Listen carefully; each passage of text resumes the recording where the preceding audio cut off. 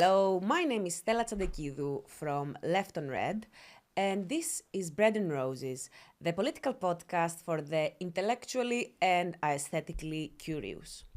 With me today, I have Peter Barnes, a political commentator. Yeah. Could you describe yourself as right-wing? Yeah, I'm probably a traditional conservative voter, pretty much, as you would find a proper, what we would call, people have been calling them proper Tories, but that's a silly argument, but yeah. And presumably you will tell me today, despite the fact that you're a traditional conservative voter, or all of the traditional or untraditional problems you have. So the first thing I have to discuss with you is you retweeted that tweet about Robert Jenrick being the savior of the Conservatives, and you said that you think this is very stupid. Yes, it is the stupidest thing you can do because it's the thing with Robert Jenrick is he is the answer to asking the wrong question. Because what people who support Robert Jenrick are saying is that Nigel Farage is correct. That reform is right about what needs to be fixed. By picking Nigel Farage light, which is what I called Robert Jenrick, you're endorsing reform's narrative. You're not redefining what it means to be a conservative. You're playing by his rule book, and that is the worst thing the party can do. I'm sick to the back teeth of explaining this to conservatives, well, people who call themselves conservatives, that reactionaryism is not conservatism. It's not the same thing. And Reform, no matter what they say, are not a conservative party. They are reactionary. They are defined by what they are against and what they're not what they're for. And the Conservative Party is not that. It is evolutionary, not revolutionary, but it is open to change as long as it's measured and it is understood in every way possible. The thing we have to really understand is why the Conservatives really got its absolute pasting last year and why the Conservatives are in this absolute crisis. Because then you understand where Robert Jenrick comes from. The Conservatives, some have in their minds that the reason they lost the election was because the party wasn't right-wing enough. Nonsense. There's only one poll that has said that it's because they're not right-wing enough, and that was done by Lord Ashcroft. So you can say what you like about that. However, the thing that, for me, it has always been competence, and it's been trust. Once those two things have gone, a political party is finished. For at least two parliamentary cycles, at least, in my opinion. Because once you've lost the trust, everything you then do is either ignored if it's a success, but it's also by the public, if it's not worked, it's because of something else. It's because of corruption, it's because of sleaze, it's because of you're never given the benefit of the doubt, and a government needs that. And once the Tories lost those two things, because let's be real, by the end of it everything was falling apart. I think the Conservatives deserved to lose. They didn't deserve to win. I'd like them to have won because the Starmer's just been a catastrophe, but I do think that they needed to get their act together. So you're a Conservative Party pessimist. Oh yeah. But you say that you're a traditional Conservative Party voter.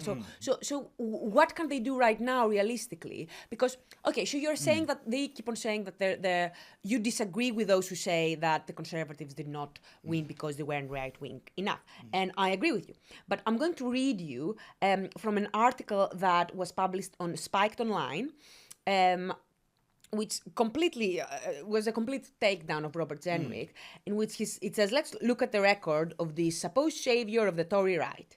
In 2014, Jenrick entered Parliament as, in the words of one Tory advisor, a parody-level Cameroon Blondie, or in the words of his former ally and mentor, former arch-remoner Tory MP Anna Soubry, a full-fat subscriber to David Cameron. And he the first time when he was running,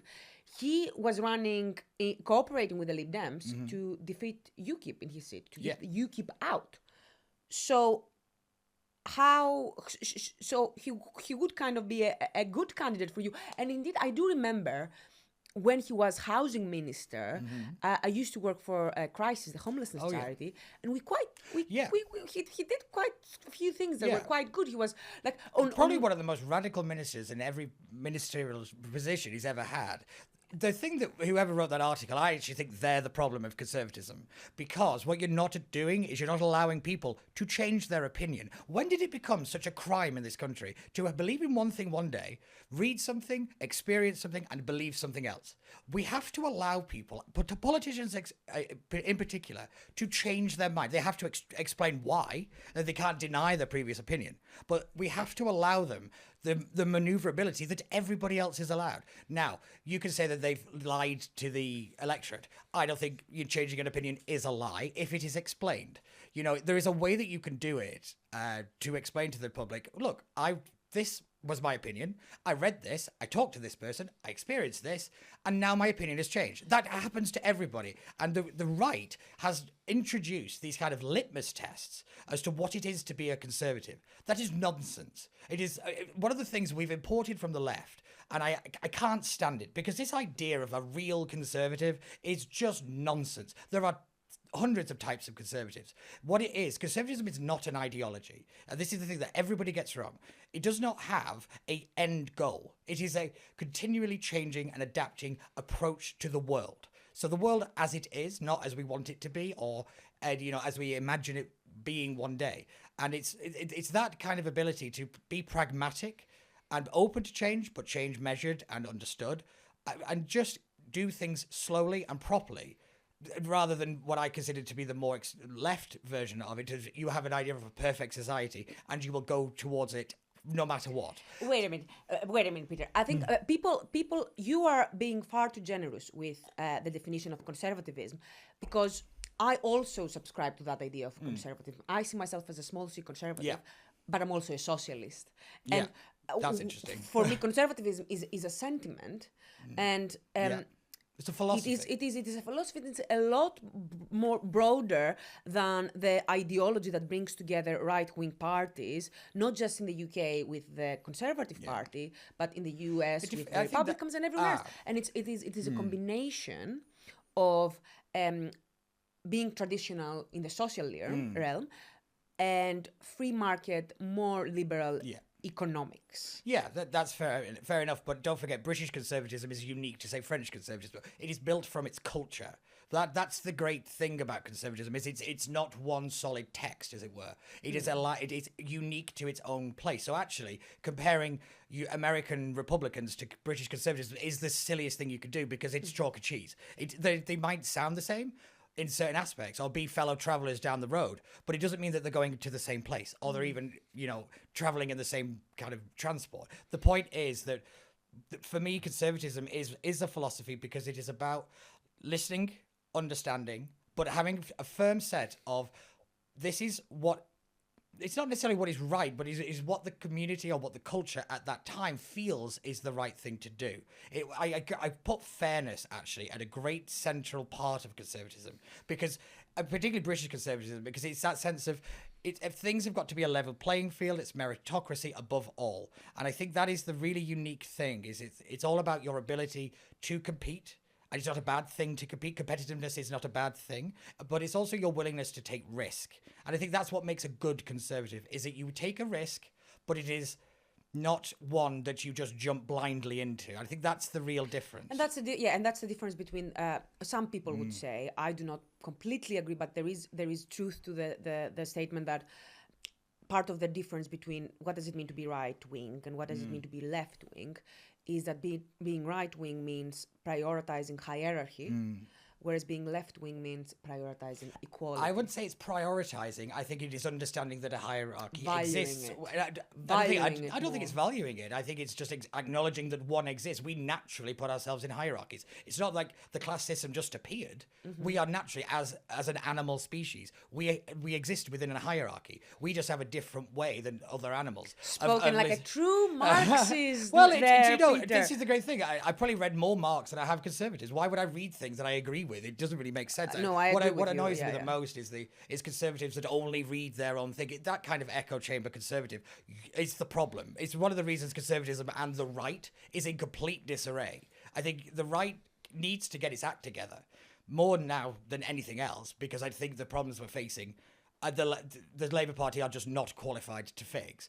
But the right will not get itself together if it keeps dancing with this fringe element of reactionaryism. Okay, so you, say that you are a very online sensitive young man, either a young millennial or elder Zoomer, Yeah. and you're looking at the Conservative Party. You're the kind of person who traditionally would have been a Conservative Party voter, which is what you say you are, and you are looking at the last 15 years where the party that once you would have been very keen to join and perhaps run with is in complete tatters. And you're also looking at the Reform Party, and they are saying all of the things that you've always wanted to say. You're looking at Nigel Farage, and he's looking rather charismatic and strong. What are you saying to that kind of person? What should that kind of sensitive young man who is looking at Robert Jenrick, thinking falsely, according to you, that they are the way out? Yeah, I think Robert Jenrick is doing this with good intentions. I think Nigel Farage is a snake oil salesman. I think that Reform is nothing but a cheap PR stunt for him. It is all him. The right will not get back into power, whether it be Conservative or whoever, if Nigel Farage is still a factor in our situation. He is the reason, in my opinion, why the Conservative Party, with some would argue, has swung so far to the left. Purely because he'd flirted with UKIP, and who then kind of had the narratives of the far right, and they had the Tommy Robinson issue, and all of this stuff that the public does not like. So the Conservative Party had to move to the left away from Farage, and yet it set them on a trajectory that I think has been electorally obviously disastrous in the long term, because I think that we have to take, for want of a better phrase, take our lessons and take our punishment from the public, because we should have been better. We should have autocorrected. On which issues should the Conservatives move to the left of Reform? Well, it's not really. So, for example, the kind of embrace. Or to the centre. Yes, more to the centre. It's probably a better way. I would say it's the embracement of this kind of more DEI kind of equality-driven agenda within the social aspect of things. I'm not a fan of positive discrimination. I'm not a fan of identity politics. I don't like this stuff because I don't think it's fair. I say that as a gay man. I don't think anything that gives one group a leg up over another, which is in reality what this stuff has created, is a good thing for society. And I think it's part of the reason we have such tensions now, is that we implemented in this country, I'd say over the last 30 years, an idea that every disparity is discrimination. It isn't. Certain groups like certain things. Wait, Peter, but you said that you think that the Conservative Party was wrong to move with Reform. You said that there are issues where you think the Conservative Party should be moving to the left of Reform. Which are these issues? Well, I would say it is probably more on the social stuff. I do think that, but they overcorrected. So they need to go a little bit more to the right, but stay to the left of Reform. So I don't think going down this whole, what seems to be a very kind of ethnocentric kind of things for the British people, these phrases send a shiver up my spine. We've heard them before in history. I'm not saying that is what everybody who says this stuff is. Some people are repeating these lines, not understanding what they're saying and understanding the implications of it. I don't really have a problem with Reform voters. I understand them. I have a problem with the institution of Reform. But I do think they need to stick to, well, like you said before, these kind of liberal economics, but with a social conservatism that is open and willing to tolerance, and a focus on tolerance, not necessarily equality. I think that's probably how I would phrase it. And I think you do that mainly by, you actually encourage, like I said, competition. You encourage a meritocracy where you actually show the good people getting the good jobs, and that it is possible to do that. What we've got now is, even if somebody has got the job from a certain background, they are viewed as, they're the token one. That they've created that culture, and it's I think it's had devastating effects. Lots to agree in what you said. So I don't know whether you read Dominic Cummings' blog. I do. So everyone has been looking out for his startup party. And back in August, he did a podcast with Modern Wisdom, Yes. Chris Williamson, where at the very end he mentions that Chris asks him whether he's preparing to do his startup party, and he says, no, what I'm trying to do is I'm trying to start this new movement. It's not exactly a campaign, it's not exactly a party, but I'm looking around for young, talented people who will be able to challenge the current status quo. And obviously, for the last few months, he has been urging people to vote for reform in the local elections, to get Kemi Badenoch booted out as leader, replace her with Robert Zenrich, so that come the next elections, you have a coalition of Reform Party under Nigel Farage, Conservatives under Robert Zenrich, and then he says a new third force, which in my opinion is very obviously the Looking for Growth campaign, Yes, which has been making the rounds for the last few months, and they have some, they have some good things that they have some of the things they're doing. I agree with. So how do you feel about this coalition of Reform, Looking for Growth? It will never happen because of one simple thing, and the history of the Conservative Party and the history of the right will tell you this: that the reason that it is such a mess and it will never happen is simply one thing, that we don't get along with each other. We can't be in the same room. The idea that Nigel Farage is going to make a single concession that will put him on the back foot in front of the nation is just nonsense.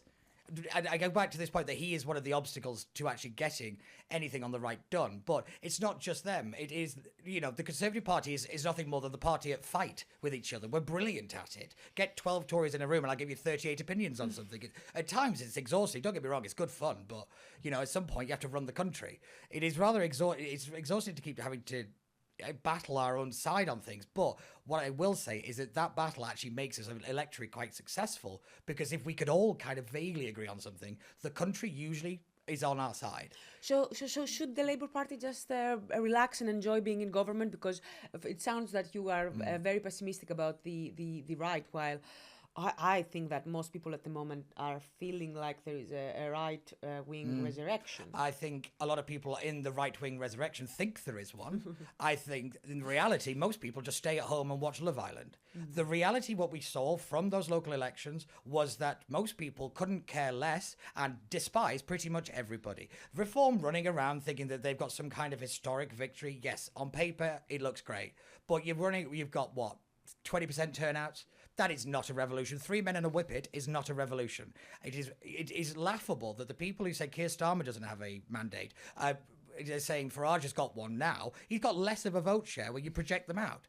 Like, the idea of any of this making it ground is nonsense. It's just feeding a narrative, but it's only feeding the people that are paying attention, because I point to the fact that Reform made no real impact in Remain heavy seats.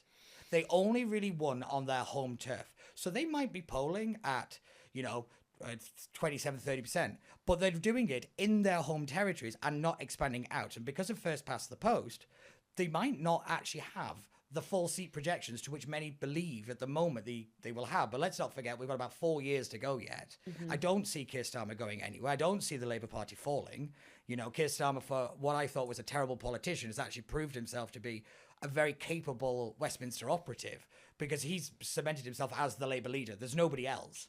It's a genius move. Like, the way he's actually put himself not just out of criticism, of like real criticism, but he's been able to take out his entire opposition in terms of his challenges to his leadership. It's a masterstroke. Every single policy failure is on Yvette Cooper. It's on Rachel Reeves. When did everybody say, Keir Starmer's economy? No, it's Rachel Reeves' economy. The narrative he's been able to create with some brilliant people is, from a strategy point of view, a work of art. I don't like to give the man compliments. It makes me very uncomfortable. But from a politics side of things, it's what he should have done, and he's done it beautifully. I'm not sure he's as conniving as you're describing. No, he might not be. The people he's hired are. Our compliments to Morgan McSweeney. Okay, so can we move on to the situation with local councils, which you mentioned, because this is one of the things that I'm the most worried about. So in the next year, we could have, there are at least 20 councils that have publicly warned that they may become insolvent. Yeah. And at the moment, there are, I don't know how many councils there are that face equal pay claims. We've seen that with the bin strikes and with Birmingham. And there are councils which may have to pay a quarter to £500 million pounds in the next few years as back pay. Yeah.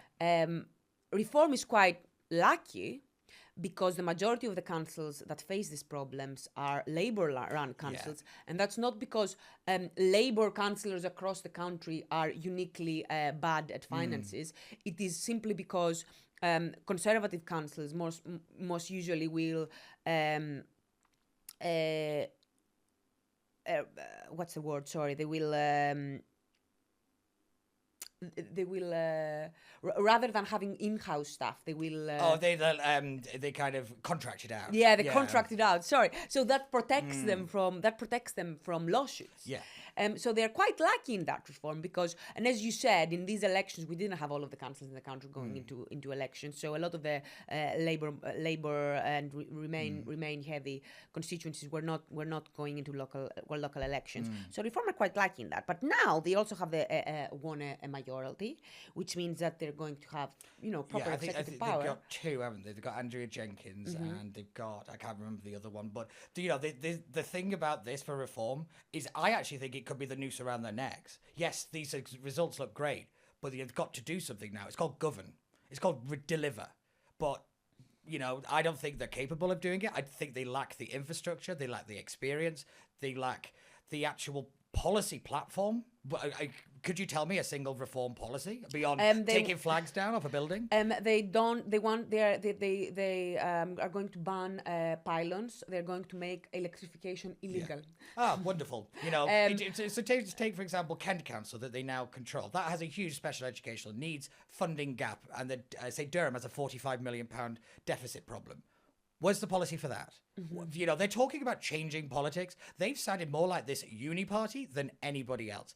If you wanted to be taken seriously, they've had so much time to work in the background, out of the view of real scrutiny, to actually have a cogent, costed, and with clear plans on how to do everything they want. To really change this country. And do you know what they came to the table with? 4 bullet points. It was pathetic. But I think all parties take a big...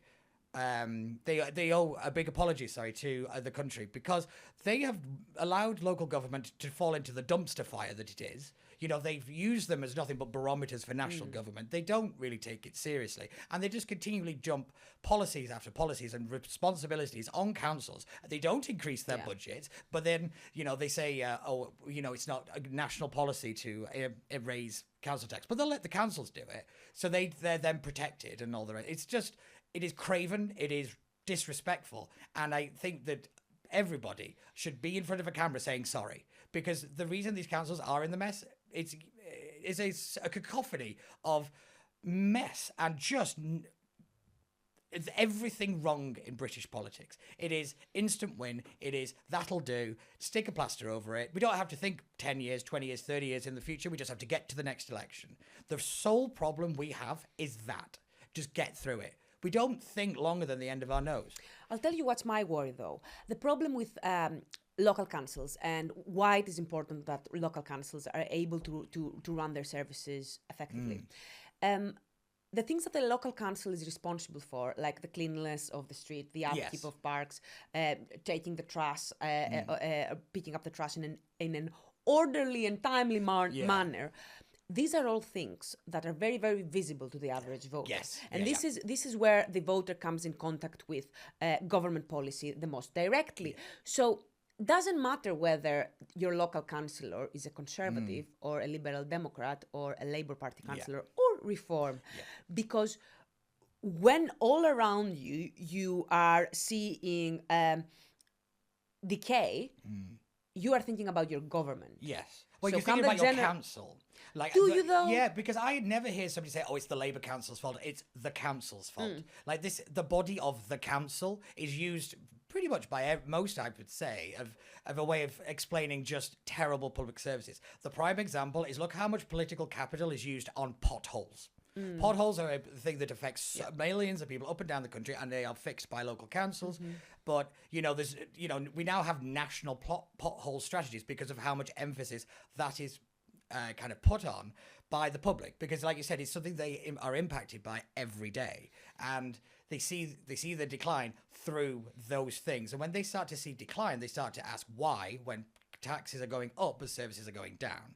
And it is never really explained to people that the reason that that is happening is because budgets are being stretched, because we never said what local government was for. Why have we got the same organisation who's in charge of fixing potholes doing social care?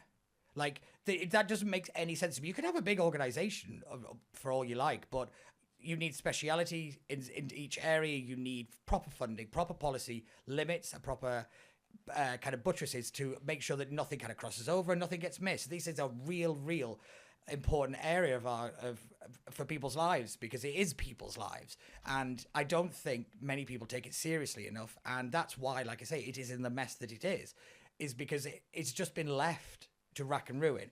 And some people who work in it tirelessly have done their best to keep the lights on and, continually bailing out the water from the sinking ship. But the ship is sinking at a faster rate, and they need help, and they need professional help. They need proper help, not people running around saying we're going to get rid of the flags on the buildings and that's going to make us all more British. That is nonsense. That is not a grown-up person in the room. And if you think that it is, I'm sorry, I think you're part of the problem as well. Yeah, Andrea Jenkins, on her, as soon as she got elected, said, well, we are going to fire all the DEI officers, only to find out that there aren't any. Well, okay, so there is a bit of a... Oh, was that okay, so this was fake a problem, news? This was a problem of freedom of information requests. If you would put one in, you have to be very, very specific. If you say something specific, like diversity roles, and there's nothing with the title of diversity, we will return a zero result. But what they did very cleverly, by the people who want to protect these kind of jobs, is they changed them to the people's organizations, or they rebranded the job role, but it's still Isn't that in HR, essence. though? But HR is a prime example of what is of an overarching term. Yeah. But if you say an HR term, it could also mean a secretary. Doesn't necessarily mean somebody who is in charge of a £24 million budget on the promotion of a particular ethnic culture. It's too broad to actually mean anything. But the problem of what they did when they put that request in, they made it too narrow, and that's what all freedom of requests fail. Having been involved in a lot of them, it's tiring to see that happen, and it was predictable. And people who understood this stuff never took it seriously. So one thing I would say, because we've talked with this reform quite a bit, what I would say is, I think there is a real opportunity for a lot of young politicians we will have run with reform and will have gotten elected. And I do not know what they're like and what their ambitions are like. But with the Labour Party and the Conservative Party, one problem that we have is that sometimes you have people running for council who are already quite jaded and who perhaps want to become members of parliament, and they see this as it's a career step. Yes. Yeah. Whereas I think that if you are a new councillor who is newly energized from politics for whatever reason, and I disagree probably with the reasons that bring people to the Reform Party, but we may have identified similar problems. So I am hoping that some of the people there will be able to actually devote the time and the care that this position requires. And they will be able to see some of the problems more closely. Yeah, I think you're bang on there. But I look at an example of a Shropshire councillor who, I think it was 3 days after his election, resigned and said reform is nothing but a cult. Oh, yeah. So you've actually seen a lot of people walk out of reform pretty recently after the election results who are elected because it was all smoke and mirrors. This is my problem, is I don't blame people, like you say, who get involved in politics. I think it's wonderful. I love doing politics. It's my favourite thing to do. However, when people like that then get the jadedness, it doubles down, and it will mean that they don't just turn away from working in politics; they turn away from paying attention to it, and that is one of the big problems we have is engagement. And I think opposition parties, that's everybody really, have to be measured and responsible when they start promising things. People running around promising great change, yes, wonderful. But the public have to start asking how. That is why everything keeps falling down. It's great. I love the idea of such thing. How are you going to do it? And that is the question you need to be asking. Why I think Kemi is the right person for the Conservatives is that's what she's doing. She's asking, why is something broken and how do I fix it? She's not running around saying, I'm just going to set everything on fire and that's the end of it. That's what Nigel does. That's what, to a degree, Keir Starmer kind of did with the Rwanda policy. I thought scrapping that just because it was a Tory idea was a child's position. I mean, also because it was extremely expensive and it was going to cost, like I was looking But at the numbers even of without how much... the implementation of it, the statistics show that it was working. So you have to then balance the cost of the flights against how much we're now spending without the Rwanda plan. Okay. So final question, because we have to wrap Yes. up. Because you mentioned Kemi Badenoch. Yeah. I've watched Kemi Badenoch speak live at least a couple of times. One was at the ARC conference a few months back, and the other one was at I was there at the... You were there, yeah? Yeah. And the other one was at Tory conference during the leadership hustings. Both times, I was going in there expecting to be like super disappointed and to find her pathetic and talentless. And I thought, wait a minute, I think she's being underestimated a bit here. And there are a lot of reports about and rumors about the way she works and whether she's on time for things and all of that. And I'm thinking, wait a minute, this is a woman who is she's a Nigerian woman who moved to the UK when she was a child, or I think she was born in the UK and then moved back. I think it's that way around. Yeah. But in any case, for me, I think it's really impressive, and I know the right uses that to. They use it in a racist way, really, to say, oh, well, what, are we going to have the leader of the Conservative Party is a foreigner, blah, blah, blah. But for me, I'm like, wait a minute, this is quite incredibly... The Conservative it's also Party called is the most identity politics, by the way. I mean, it's just the inverse I know, of and I it. don't like identity politics, Peter. I really don't. But, No, but the I agree, Conservative Party is the most successful party in probably the whole world. Yeah. So... surely she can't be that useless. Oh yeah, if you climb to the top. Yes, but you can climb. You can fall up, which is the grayling. It's called the grayling way. Yeah, you just fail upwards. But I think Kemi's a great. She is a great communicator. The problem is she's not got the confidence just yet to stand at the dispatch box and really go after Starmer. She's not feeling the role just yet. She needs to get it quick. But the thing that a lot of people are getting wrong with Kemi is that they think they're going for the reform vote. The reform voter at the moment will never go back to the Conservatives. What Kemi is very smartly identified is that most Tory voters stayed at home. She's going after the quiet Conservative who wants good services, low taxes, and a party that can keep together for longer than 10 minutes. That's what she's going for. And she's doing it by measured, calm politics. She's the calm person in the room, not the hothead running around. That has never worked in Britain. Not really. Boris gets away with it because he's a bit cheeky chappy. But look, that ended, again, in a dumpster fire. I do think that people need to understand that the reform vote is not winnable for the Conservatives this time round. Maybe next time, but not this time.